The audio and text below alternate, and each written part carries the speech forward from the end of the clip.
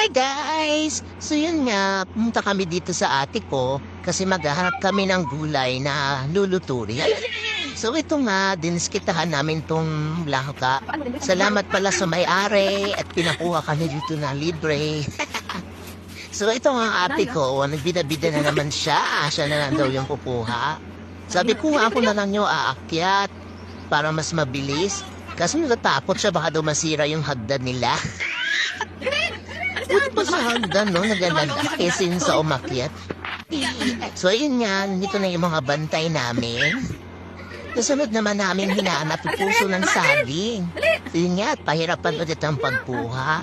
Kasi naman, tingnan nyo naman yung pang-count namin dyan.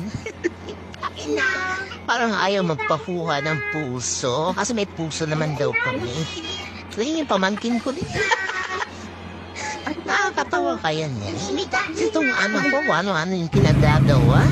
Tapos yun nga, umuwi na kami, di ba? Punong-puno yung tricycle. So yun nga, bukas, lutuin na namin yan. Salamat sa panonood.